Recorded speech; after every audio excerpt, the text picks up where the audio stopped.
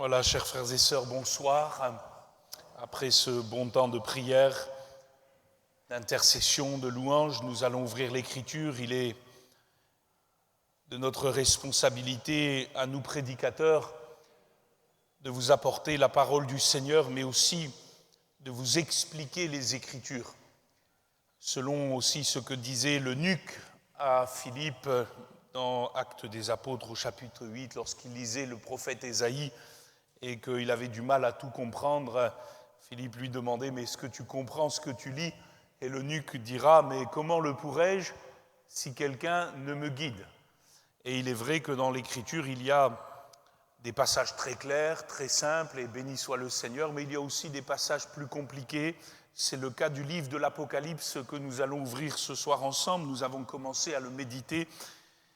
Et c'est un livre fascinant qui nous parle de la fin des temps, des derniers jours, qui nous révèle bien des choses qui nous dépassent, mais certainement aussi des choses de Dieu pour notre temps et la manière dont nous devons aborder les derniers jours, puisque nous sommes dans les derniers jours depuis que Jésus est monté au ciel et qu'il a répandu l'Esprit. Pierre disait, dans les derniers jours, je répandrai mon esprit selon la prophétie de Joël, et nous sommes dans ces derniers temps, les choses s'accélèrent. Nous savons que Jésus va revenir. Amen. Et il y a tout ce texte de l'Apocalypse, il faut le dire, c'est un livre fascinant, mais c'est aussi un livre difficile à interpréter. Nous avons entendu toutes sortes de choses sur ce livre. Comme on le dit si facilement, il y a à boire et à manger dans ce qui a été dit sur ce livre, et malheureusement, parfois, des mauvaises interprétations ont donné des sens à des partis pris, des sectes, des divisions, des choses étranges quant à ce livre. Néanmoins, je crois qu'il y a des choses très claires dans ce livre, et nous allons partager le chapitre 13 ensemble ce soir. J'ai donné le titre suivant à ce chapitre, « Le Christ et l'Antichrist, le vrai Dieu et les faux dieux, le véritable Messie et les faux Christ à l'aube des derniers jours. » Alors c'est un titre un peu long, mais il résume ce que Jésus déjà disait de son temps dans son discours sur la fin des temps. Il disait « Prenez garde que personne ne vous séduise, car plusieurs viendront sous mon nom, disant c'est moi, et ils séduiront beaucoup de gens. » Alors avant qu'on lise le chapitre 13, il faut que je vous donne quelques points pour bien l'aborder. Vous savez, quelqu'un a dit ceci, il y a toujours eu des charlatans sur la terre qui se sont pris pour le Messie. Et c'est une réalité. Je me souviens que lorsque j'ai visité ce pays d'Israël en 1999, on disait qu'une brigade de police se tenait toujours prêt à l'aéroport Ben Gourion de Tel Aviv pour attraper tous ceux qui descendaient de l'avion et qui se prenaient pour un Messie, un nouveau Messie. Et on les enfermait dans des hôpitaux psychiatriques pour essayer un peu de les soigner, parce qu'il y a des gens qui sont un peu comme le Rhum, excusez-moi l'expression, ils sont arrangés, ils sont un peu illuminés. Et bon, si c'était que cela, on n'en tiendrait pas rigueur. On sait que malheureusement, dans l'Écriture, la perversion de la vérité est bien plus subtile qu'un déséquilibré qui descend d'un avion en sandales et en tunique et qui se prend pour le Messie. Nous savons néanmoins que l'apôtre Jean, avant de lire ce texte, l'apôtre Jean, déjà dans sa première épître, mettait en garde les chrétiens du premier siècle en disant « Petits enfants, c'est la dernière heure. Et comme vous avez appris qu'un antéchrist vient, il y a maintenant plusieurs antéchrists. Par là, nous connaissons que c'est la dernière heure. » Et ce que Jean et Jésus disaient déjà, et que l'apôtre Paul aussi annoncera, c'est que la fin des temps amènera des troubles spirituels, avec de faux évangiles, avec des doctrines bizarres, étranges, perverses, qui vont finalement, au fur et à mesure, permettre l'arrivée de celui que Paul appellera l'homme de péché, que Jean va décrire dans ce texte comme la bête qui monte de la mer. Paul disait ceci, que personne ne vous séduise d'aucune manière, il faut que l'apostasie soit arrivée auparavant et qu'on ait vu paraître l'homme du péché ou l'homme de péché, le fils de la perdition, l'adversaire qui s'élève au-dessus de tout ce qu'on appelle Dieu ou ce qu'on adore jusqu'à s'asseoir dans le temple de Dieu, se proclamant lui-même Dieu. Et dans la Bible, cet homme de péché, il est appelé l'Antichrist. Il est dépeint, je le répète, comme nous allons le lire, comme une bête hideuse dans cette vision de l'Apocalypse. Il est animé par la puissance de Satan, il s'oppose à l'œuvre de Dieu. Et il y a un temps où il se révélera ouvertement à la face du monde en opérant des prodiges, des signes, afin que les hommes l'admirent. Mais on peut dire aisément, d'après le témoignage de l'apôtre Jean dans sa première lettre, que son esprit d'égarement est déjà actif dans le monde. C'est ce qu'il dira dans 1 Jean 2, 22, « Qui est menteur, sinon celui qui nie que Jésus est le Christ ? Celui-là est l'Antichrist, qui nie le Père et le Fils. » Et alors il ajoutera une recommandation, toujours dans sa première lettre, « Bien-aimés, n'ajoutez pas foi à tout esprit, mais éprouvez les esprits pour savoir s'ils sont de Dieu, car plusieurs faux prophètes sont venus dans le monde. Reconnaissez à ceux-ci l'Esprit de Dieu, tout esprit qui confesse Jésus-Christ venu en chair est de Dieu, et tout esprit qui ne confesse pas Jésus n'est pas de Dieu. C'est celui de l'Antéchrist dont vous avez appris la venue et qui maintenant est déjà dans le monde. » Alors ne vous achoppez pas trop avec le mot Antichrist et le mot Antéchrist. Trouvez les deux versions dans la Bible. En grec, dans le texte original, c'est toujours Antichristos. D'accord ? Néanmoins, la particule anti, en grec, elle a deux sens. C'est celui qui veut prendre la place de Christ et celui qui s'oppose à Christ. Et vous êtes en français obligé d'employer deux particules différentes qui est antichrist et antéchrist. Et c'est la même chose, hein, c'est juste que la notion n'est pas la même. Quoi qu'il en soit, la Bible parle de cet être vil que le diable suscitera dans les derniers temps, qui va usurper la place et l'autorité du Seigneur.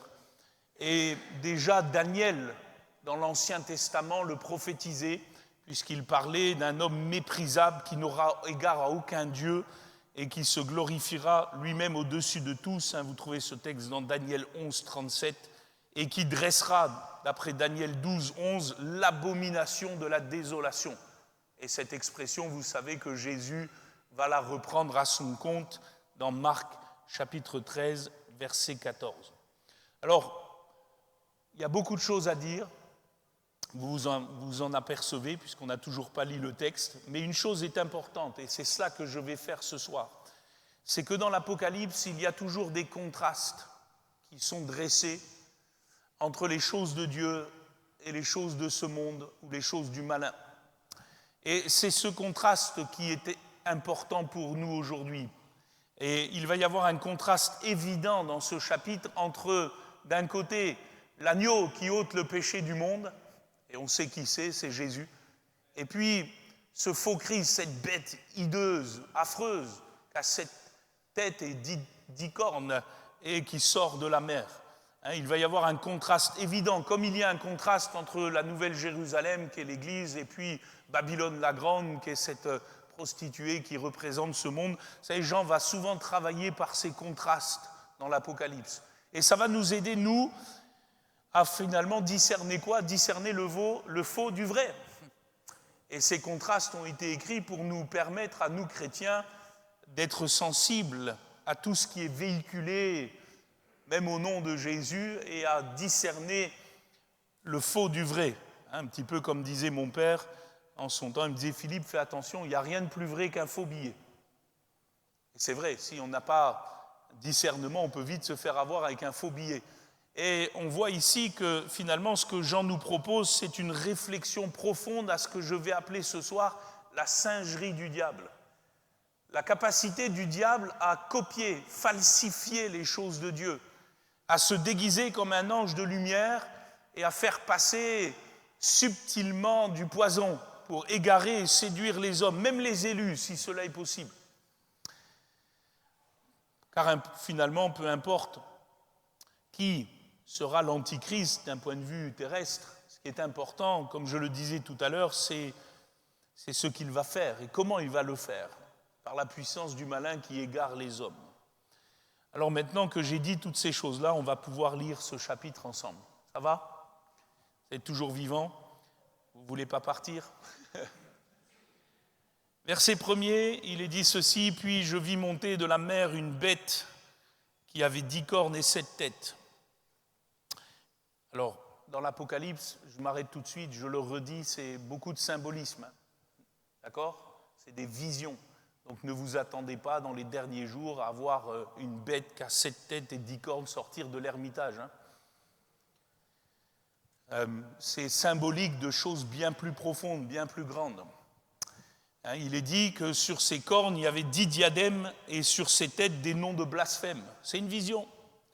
La bête que je vis était semblable à un léopard, ses pieds étaient comme ceux d'un ours et sa gueule comme une gueule de lion. Et c'est pour cela que je répète, c'est un symbole, parce que si vous voyez une bête comme cela, fuyez.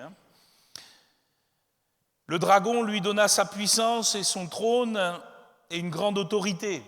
Et le dragon, dans le chapitre précédent, vous le lirez à la maison, ce n'est ni plus ni moins que le diable, qui est symbolisé sous cet aspect de ce dragon qui a voulu attaquer cette femme qui a donné naissance à celui qui va paître les nations avec un sceptre de fer. Donc le dragon lui donna sa puissance, son trône, une grande autorité, et je vis l'une de ses têtes comme blessée à mort. Mais sa blessure mortelle fut guérie. Et toute la terre était dans l'admiration derrière la bête. Et ils adorèrent le dragon parce qu'il avait donné l'autorité à la bête. Et ils adorèrent la bête en disant: qui est semblable à la bête et qui peut combattre contre elle? Et il lui fut donné une bouche qui proférait des paroles arrogantes et des blasphèmes, et il lui fut donné le pouvoir d'agir pendant 42 mois. Elle ouvrit sa bouche pour proférer des blasphèmes contre Dieu, pour blasphémer son nom et son tabernacle et ceux qui habitent dans le ciel. Et il lui fut donné de faire la guerre aux saints et de les vaincre. Et il lui fut donné autorité sur toute tribu, tout peuple, toute langue, toute nation. Et tous les habitants de la terre l'adoreront, ceux dont le nom n'a pas été écrit dès la fondation du monde dans le livre de vie de l'agneau qui a été immolé. Si quelqu'un a des oreilles, qu'il entende. Puis moi j'ai envie de rajouter, s'il a quelque lumière, quelque intelligence, qu'il nous aide aussi à comprendre. Si quelqu'un mène en captivité, il ira en captivité. Si quelqu'un tue par l'épée, il faut qu'il soit tué par l'épée. C'est ici la persévérance et la foi des saints. Puis je vis monter de la terre une autre bête qui avait 2 cornes semblables à celles d'un agneau et qui parlait comme un dragon. Elle exerçait toute l'autorité de la première bête en sa présence et elle faisait que la terre et ses habitants adoraient la première bête dont la blessure mortelle avait été guérie. Elle opérait de grands prodiges, même jusqu'à faire descendre du feu du ciel sur la terre à la vue des hommes. Et elle séduisait les habitants de la terre par les prodiges qui lui étaient donnés d'opérer en présence de la bête, disant aux habitants de la terre de faire une image à la bête qui avait la blessure de l'épée et qui vivait. Et il lui fut donné d'animer l'image de la bête, afin que l'image de la bête parlât et qu'elle fit que tous ceux qui n'adoreraient pas l'image de la bête fussent tués.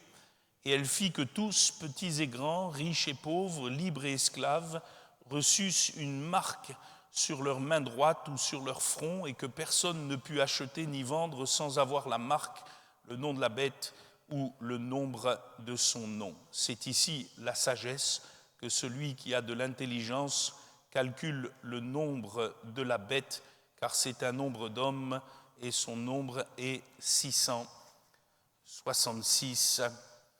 Amen. Alors j'essaye de détendre un peu de l'atmosphère, mais on se croirait dans un mauvais film quand on lit ce chapitre. Quoi qu'il en soit, il faut toujours replacer les textes bibliques dans leur contexte. Je dis souvent aux chrétiens étudiants de la formation biblique, un texte pris hors de son contexte, c'est un prétexte. Parce qu'il y a toujours un contexte.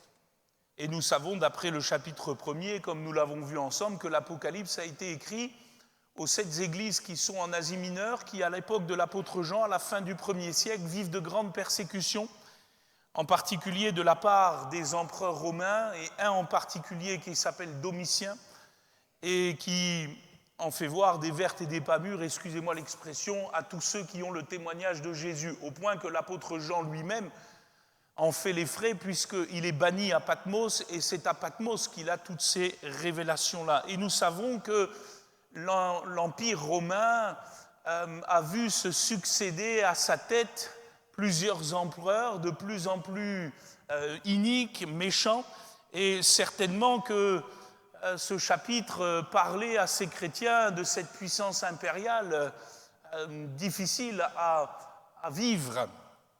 Et si tel est le cas, alors Jean va écrire son Apocalypse pour donner du courage et stimuler les chrétiens à ce qu'il va appeler dans ce texte, et nous l'avons lu, la persévérance des saints, la persévérance de la foi au milieu de la tribulation, au milieu de la difficulté. Et c'est dans ce sens que Jean dépeint une fin des temps mouvementée. Une fin des temps mouvementée et qui fait néanmoins partie du plan de Dieu pour que ce dernier instaure son règne. Car il faut, dit-il même un peu plus loin au chapitre 20, que Satan soit lié puis délié pour un temps pour séduire les nations afin qu'elles soient définitivement jugées dans leur rébellion. Et c'est dans cette optique, c'est dans ce contexte que Jean voit ces 2 bêtes. Vous avez remarqué qu'il y a 2 bêtes, une qui monte de la mer, une qui monte de la terre, et qui vont faire une œuvre, excusez-moi, satanique sur la terre. Jean nous présente finalement, et il est là le point le plus important, une fausse trinité, une trinité satanique. Vous avez remarqué que dans ce texte qu'il est question de 3 bêtes, le dragon, et on sait qui c'est le père du mensonge, c'est le serpent ancien, c'est le diable. Et ce dragon donne naissance à 2 bêtes, une qui monte de la mer, qui est comme son Christ, qui est comme son Fils, et puis une autre qui monte de la terre, qui ressemble à s'y méprendre à l'Esprit de Dieu, qui fait en sorte que tous ceux qui sont sauvés louent le Fils. Et je veux m'expliquer ainsi. Regardez ce qui est dit, si vous avez bien lu. Tel le Père, le dragon engendre son fils, qui est la bête qui monte de la mer. Et nous savons que le Père céleste a engendré le Fils de toute éternité. Jésus pouvait dire « Moi et mon Père, nous sommes un ». Et il semble que dans ce texte, Jean nous présente le dragon avec sa bête d'une manière indivisible, comme s'ils étaient liés.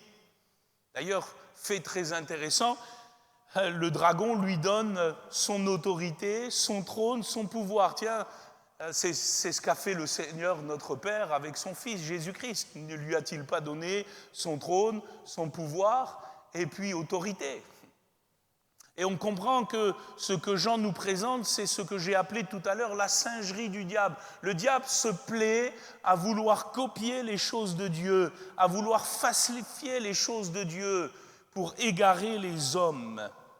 D'ailleurs, dans 2 Thessaloniciens, chapitre 2, versets 9 et 10, l'apôtre Paul va dire « L'apparition de cet impie », c'est un autre mot pour l'Antichrist, se fera par la puissance de Satan avec toutes sortes de miracles, de signes et de prodiges mensongers et avec toutes les séductions de l'iniquité pour ceux qui périssent parce qu'ils n'ont pas reçu l'amour de la vérité pour être sauvés. Si votre Bible est ouverte, regardez avec moi le chapitre 12, au verset 3 de l'Apocalypse. Vous allez vous apercevoir comment la singerie du diable est réelle. Regardez ce qui est écrit. Il dit « Un autre signe parut encore dans le ciel, et voici, c'était un grand dragon rouge avec 7 têtes et 10 cornes, et sur ses têtes 7 diadèmes. » Dites-moi, la bête qui monte de la mer, elle a combien de têtes et combien de cornes ? Exactement le même nombre que le dragon. Et c'est pour montrer jusqu'où le diable veut aller dans ses séductions. Vous savez ce qu'a dit Jésus ? Celui qui m'a vu, il a vu le Père. Ben, celui qui a vu la bête, il a vu le dragon.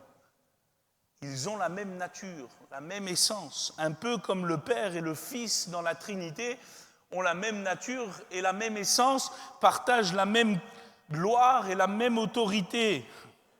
D'ailleurs, fait très intéressant, dans ce texte, avec sa gueule de lion, c'est écrit, il ressemble à s'y méprendre au lion de la tribu de Juda.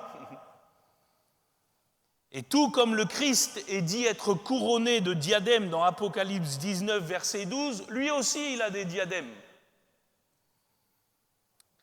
De plus, il est dit que la bête accomplit l'œuvre du dragon, tout comme le Seigneur Jésus-Christ accomplit l'œuvre de son Père.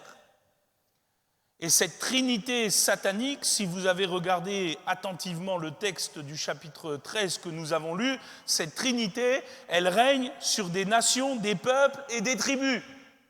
Et dites-moi, Jésus n'a-t-il pas sauvé des hommes de toute langue, de toute nation, de toute tribu pour son règne? Et on voit donc deux royaumes s'opposer avec le vrai Dieu, le seul, l'unique, Dieu le Père, Dieu le Fils, Dieu le Saint-Esprit. Et puis de l'autre côté, une trinité satanique, méchante, vile, qui veut enfermer les hommes dans l'ignorance et l'égarement. Vous avez remarqué que la première bête, celle qui monte de la mer, qui est donc l'Antichrist, elle profère des paroles. Tout comme le Seigneur Jésus-Christ a proféré, dispensé ces paroles. Et le temps de ministère de la première bête ressemble à s'y méprendre à celui du Seigneur, puisque la première bête, elle agit pendant 42 mois. Dites-moi, 42 mois, ça fait combien en années? Ça fait 3 ans et demi. Le Seigneur Jésus, il a eu un ministère de 3 ans et demi. Et on voit que le diable essaye de copier, de falsifier l'œuvre de Dieu. C'est le message de Jean à travers cette vision. Avec la deuxième bête, celle qui monte de la terre, nous sommes comme dans la singerie, la copie, la falsification de l'Esprit Saint. En effet, il est dit, nous l'avons lu, cette deuxième bête ressemble à un agneau. Tout comme l'Esprit de Dieu ressemble à Jésus, puisque c'est l'Esprit de Jésus. Et il parle comme un dragon, comme son Père. Tout comme l'Esprit de Jésus parle comme Dieu, puisqu'il est l'Esprit de Dieu. Et le ministère de cette deuxième bête, si je peux m'exprimer ainsi, c'est faire en sorte que la première bête soit glorifiée, soit admirée sur toute la terre. Vous l'avez bien lu, n'est-ce pas? Dites-moi, le ministère du Saint-Esprit, n'est-ce pas de nous amener à glorifier Jésus? Et on s'aperçoit dans ces visions que finalement ce que Jean nous propose, c'est cette falsification de la nature même de Dieu, de son ministère, de son œuvre sur la terre. Et ça va aller jusqu'à la marque, puisque la Bible dit que ceux qui sont à Jésus-Christ, ils ont une marque, ils ont le sceau de Dieu. Amen. Ils sont sauvés par la marque du Seigneur qui est sur leur front. Pourquoi sur leur front? Parce que dans l'Ancien Testament, le sacrificateur avait une marque d'appartenance sur le front au Seigneur. Et la Bible nous dit que Jésus a fait de nous des sacrificateurs pour Dieu le Père. Nous sommes marqués. Amen. Oh, cette marque, elle n'est pas physique, hein? N'allez pas ce soir vous regarder dans la glace pour voir si vous avez une marque. Si vous avez une marque, c'est la ride qui est arrivée parce que vous vieillissez, c'est tout. Elle est spirituelle, cette marque. D'accord? Et le diable va faire en sorte que dans la fin des temps, il y ait comme une marque aussi. Une marque qui va non pas libérer les hommes, comme la marque du Saint-Esprit nous libère pour adorer Dieu, mais une marque pour les enchaîner, pour les avilir. Alors que cette marque soit physique ou spirituelle, peu importe. Hein, parce que moi, j'ai tout entendu sur cette marque depuis que je suis tout petit. À mon avis, si la marque de Jésus est spirituelle, je pense que la marque de la bête, elle est aussi spirituelle. Comme ça va nous éviter de croire que c'est le code barre ou que c'est la puce ou que je ne sais quoi encore et nous faire peur. Moi, je crois de toute façon en plus que si vous êtes au Seigneur Jésus, Vous ne verrez pas ces choses puisque l'enlèvement aura lieu. Donc pas besoin de paniquer. Puis en plus de ça, si vous êtes vraiment marqué par le Seigneur, vous ne pouvez pas être marqué par la bête. Alors pour toutes ces raisons-là, frères et sœurs, dormez tranquilles. Enfin, mon but, ce n'est pas d'aller dans tous ces détails, parce qu'on pourrait passer des heures et des heures. Mon but, c'est d'essayer de vous édifier, à vous faire comprendre le message de l'Apocalypse. Certes, il y aura des choses qui vont se dérouler jusqu'à ce que le Seigneur vienne, mais comme je l'ai dit tout à l'heure, l'esprit de l'Antichrist, il est déjà actif dans le monde. Et frères et sœurs, ce qui peut nous édifier ici, c'est de nous faire toujours comprendre, de nous rappeler toujours sans cesse que le diable est un faussaire, que le diable est un séducteur et qu'il veut séduire les élus, même si cela était possible. Et que pour ce faire, il va se faire passer pour un ange de lumière. D'où la notion de la vigilance, de la prudence dans l'esprit. Le Seigneur a dit, et c'était souvent son discours pour la fin des temps, veillez et priez. C'était souvent son discours. Ce n'était pas décoder et puis d'essayer de vivre des choses à votre mesure. Non, c'était veiller et prier. Veiller parce que le diable veut séduire. Et il veut faire passer parfois du poison sous une forme de bonbon, excusez-moi l'expression. Et il y a parfois des gens qui, par la naïveté, par manque de vigilance, se laissent berner par les séductions spirituelles qui sont dans la fin des temps. Et Jean nous dit ici dans ce texte que les hommes vont commencer même à admirer la bête. Pourquoi ? Parce qu'elle fait des miracles. Vous savez, frères et sœurs, ce n'est pas les miracles qui définissent la vérité. Le diable est un être puissant, il a de la puissance, il est capable de faire des choses. Dieu l'a créé à l'origine comme un être très puissant. Et le diable est capable de faire des choses. Ce n'est pas ça qui doit nous impressionner. Vous savez, il y a des gens qui courent à droite, à gauche, toujours à la recherche d'un miracle, d'un signe, d'un prodige, comme si c'était ça qui montrait que c'était la vérité. Non. Je voudrais nous rappeler que Jean-Baptiste, le prophète qui a amené le chemin pour le Seigneur Jésus-Christ, il a fait 0 miracle. Et pourtant, c'était le plus grand des prophètes. Alors comme quoi, ça ne doit pas être ces choses-là qui doivent nous impressionner. Ce qui doit nous impressionner, c'est l'onction du Saint-Esprit. C'est la parole de Jésus-Christ. C'est les fruits du Saint-Esprit. Vous les reconnaîtrez à leurs fruits, pas leurs miracles. Leurs fruits. Ce qu'ils prêchent, ce qu'ils annoncent et comment ils le vivent. Est-ce que c'est conforme à la vérité ? Parce que je note dans ce texte, par les signes et les prodiges de la première bête, les nations vont être égarées. Les hommes sont dans l'admiration. Voyez-vous, ce que le diable veut, c'est de l'adoration. Il disait à Jésus, sur la terre, « Adore-moi et je te donnerai tous les royaumes ». Le diable cherche l'adoration, l'adulation, l'admiration. Et nous sommes de ceux qui disent que l'adoration est à Dieu seul. Alléluia, au Seigneur de la vie. Et il va falloir résister, parce que dans les derniers temps, cette bête et son esprit vont agir d'une manière de plus en plus insidieuse.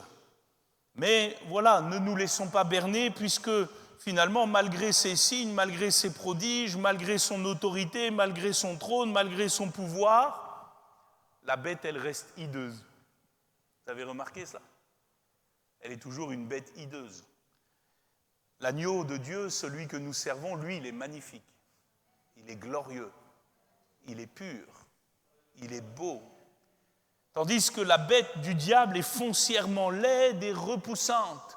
Un peu à l'image aussi de cette prostituée qui va le chevaucher, puisque lorsque Jean voit la prostituée qui est Babylone la Grande, il la voit chevauchant cette bête écarlate. Et elle aussi, elle use certes de ses charmes, elle représente certainement le royaume de ce monde, mais elle est hideuse. Elle n'est pas foncièrement belle comme l'Église de Jésus-Christ, l'épouse du Seigneur, qui se pare des belles œuvres, du fin lin. Ici, nous sommes en présence d'une bête affreuse et le monde semble s'en accommoder.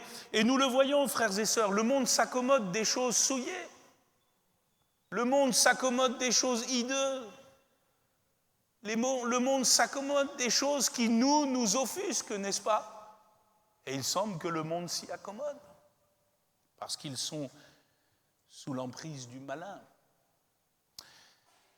Alors, bien sûr, et nous allons plus loin, la bête dans ce texte est la représentation de quelque chose de plus grand qu'un homme. En effet, l'Antichrist présenté sous cette forme n'est que le point culminant de quelque chose d'énorme qui règne sur la terre. C'est ce que Daniel révèle, puisque l'Apocalypse puise beaucoup dans le livre de Daniel. Et Daniel voit aussi des bêtes, le léopard, l'ours, le lion. Daniel les voit, ces bêtes-là. Il les voit comme quoi? Comme des royaumes, comme des empires.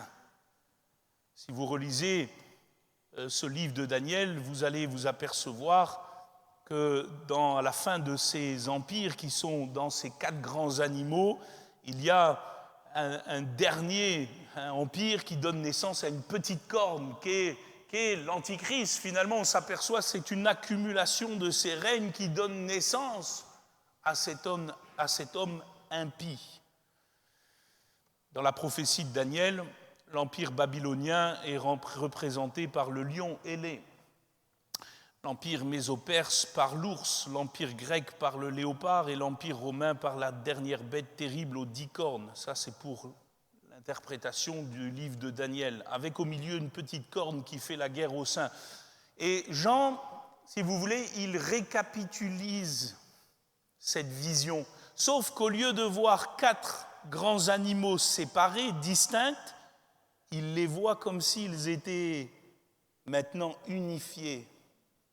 Comme si tous ces règnes malsains qui ont dominé la terre et qui ont amené beaucoup de péchés et de ravages sont comme fusionnés, excusez-moi l'expression, dans un dernier règne terrible, mauvais, inique, satanique, tel un système unifié où le nom de Dieu ne doit même pas être nommé.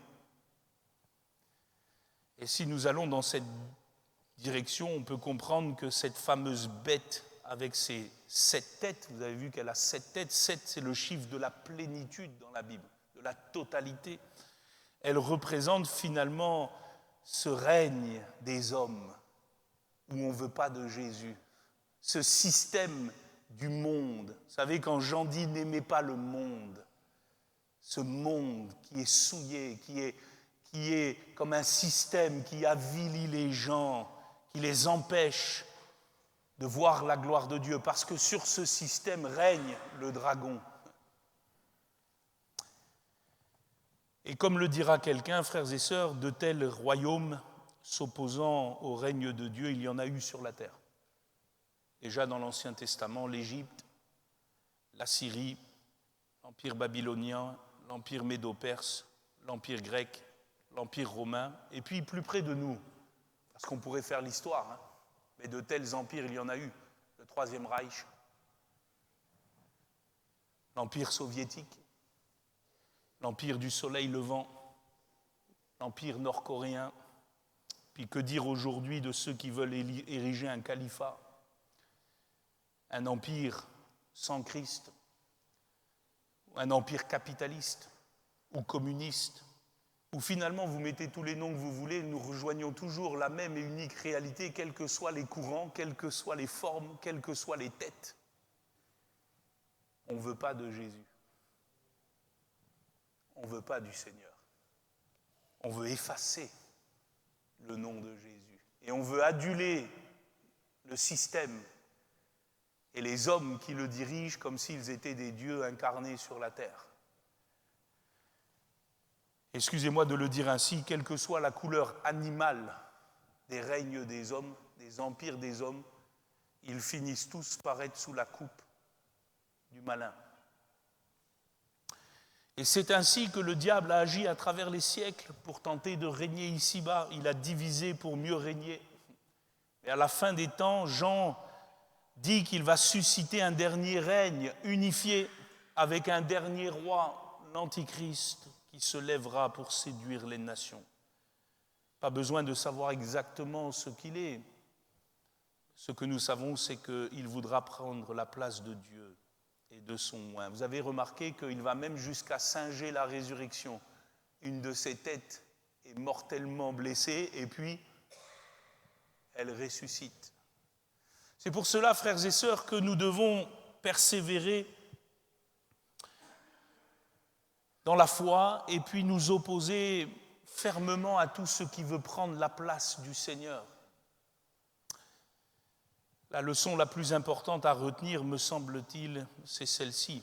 Puisque pour nous, pour l'Église, peu importe où nous vivons ici en France, ou que nous vivons en Chine, ou que nous vivons aux États-Unis, ou que nous vivons en Afrique, notre patrie, elle n'est pas de ce monde.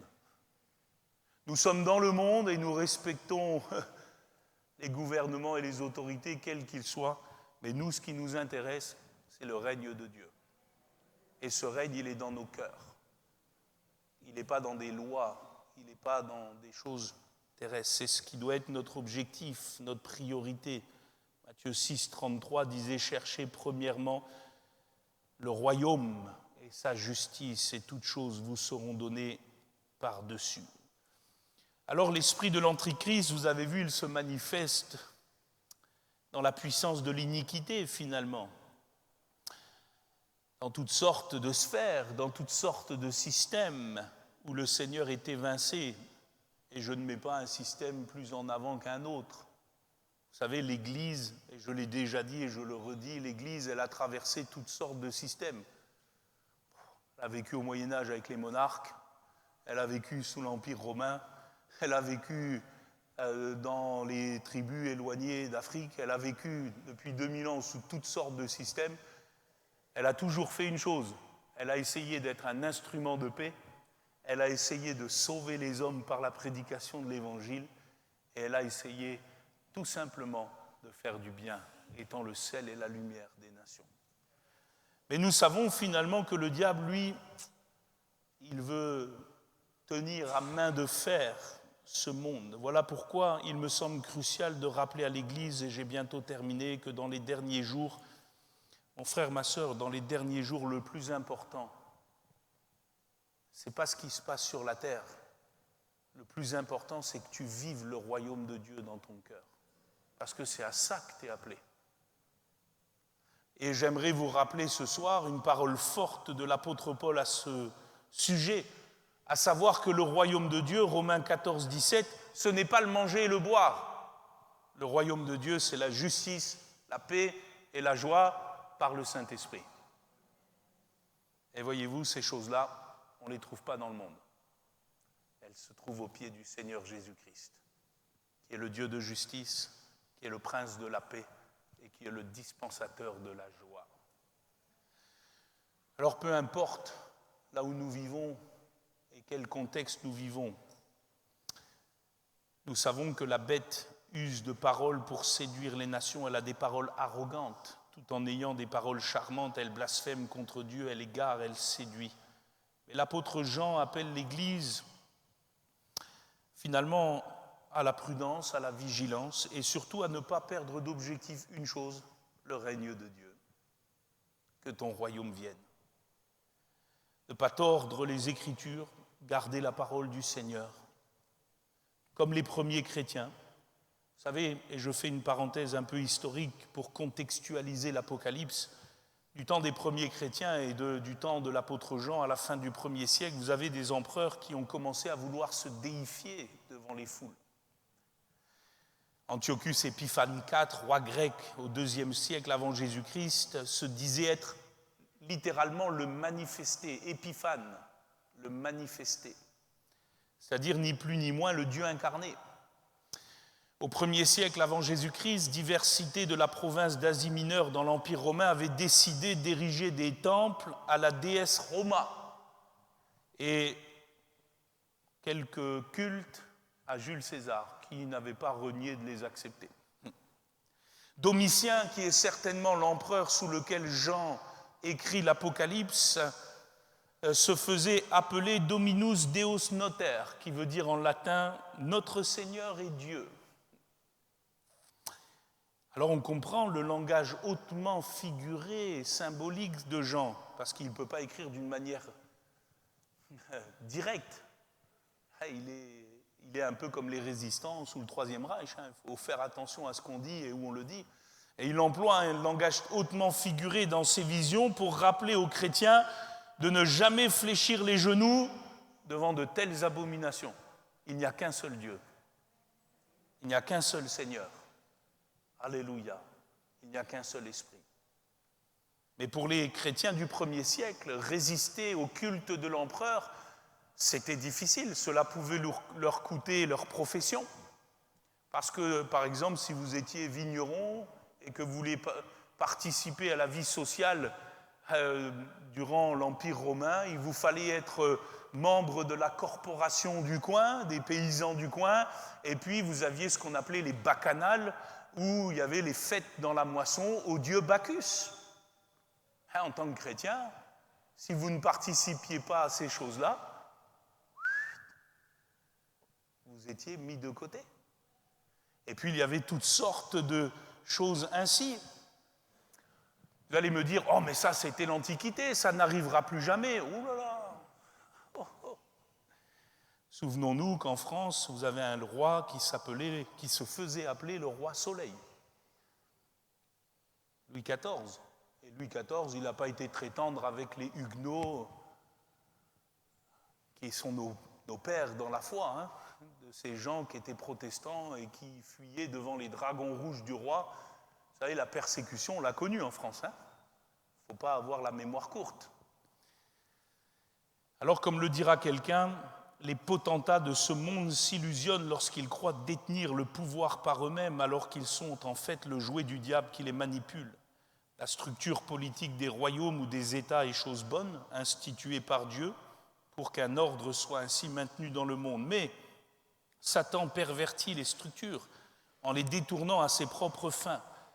Ainsi, lorsqu'un dirigeant politique ou un État sort de ses limites, lorsqu'il prétend à la place qui revient à Dieu seul en exigeant une allégeance absolue et inconditionnelle, il fait le jeu de Satan et devient diabolique. Lorsqu'il opprime les peuples pour les maintenir de force sous sa coupe ou en faire ses esclaves, lorsqu'il persécute le peuple de Dieu qui résiste à sa volonté de contrôle absolu, notez bien ce qu'il dit, il devient bestial. J'ai beaucoup aimé cette citation parce que nous sommes plutôt tranquilles aujourd'hui et bénissons Dieu. Mais enfin, on a quand même des frères et sœurs, à l'heure où nous parlons, qui eux sont sous des bêtes, excusez-moi l'expression. Demandez à nos chrétiens dans cette fenêtre 10-40, demandez à nos chrétiens aujourd'hui en Afghanistan, demandez à nos chrétiens en Corée du Nord, demandez à certains de nos chrétiens dans certains pays, ils vous diront qu'ils sont sous des pouvoirs bestiaux. Alors, quelle que soit la couleur de la bête, de l'animal, je le répète, la finalité, c'est souvent que l'homme veut prendre la place de Dieu. Et que parfois, frères et sœurs, il faut apprendre à résister. Et ça commence par déjà résister dans les choses simples. Le monde te propose des choses. Et si tu n'es déjà pas capable de résister dans des choses simples, où tu es pourtant tranquille, où tu n'es pas persécuté, comment feras-tu si les choses sont plus compliquées? Et il faut déjà apprendre à résister là, sur les ruses et les manigances du diable. Une petite anecdote pour terminer. Lors de la montée en puissance d'Adolf Hitler en Allemagne, au siècle dernier, vous avez des chrétiens authentiques qui se sont dressés contre lui. Bon, malheureusement, une partie de l'église protestante luthérienne l'a suivi. Ça, c'est l'effet historique. Parce que vous savez, vous avez toujours, malheureusement, des séditions. Et de ceux qui ont résisté fermement à la montée d'Adolf Hitler fut un certain Martin Niemöller. C'était un pasteur, il n'hésita pas à critiquer ouvertement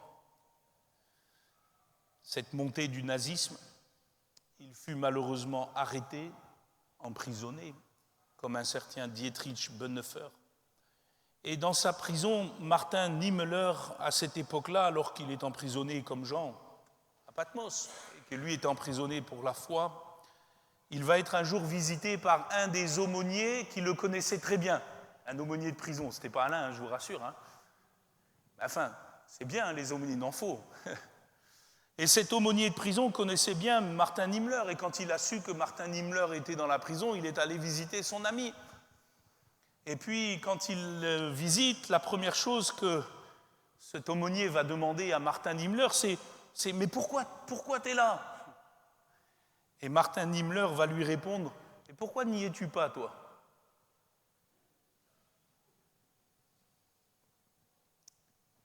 Et ça a ramené le débat à la hauteur qu'il fallait. Et on dit de Martin Niemöller que le passage biblique qu'il utilisait le plus dans son église en ce temps-là, c'était Apocalypse 13. Et voyez-vous, Niemöller a su, par la parole de Dieu, résister à l'esprit de l'Antichrist dans sa génération. Jean a dit ceci, « Nous savons que nous sommes de Dieu et que le monde entier est sous la puissance du malin. Nous savons aussi que le Fils de Dieu est venu et qu'il nous a donné l'intelligence pour connaître le véritable. Et nous sommes dans le véritable, en son Fils Jésus-Christ. C'est lui qui est le Dieu véritable et la vie éternelle. Petits enfants, gardez-vous des idoles. »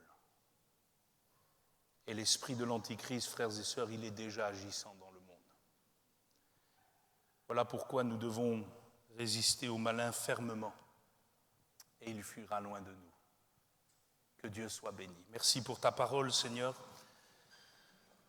Merci pour ces choses qui nous édifient, bien que ces choses nous dépassent, bien que ces choses, Seigneur, nous semblent parfois incompréhensibles. Mais néanmoins, nous comprenons le fond, Seigneur. Tu nous appelles toujours à la vigilance. Seigneur, nous ne combattons pas contre la chair et le sang. Nous aimons les gens qui sont dans ce monde. Nous voulons qu'ils soient sauvés.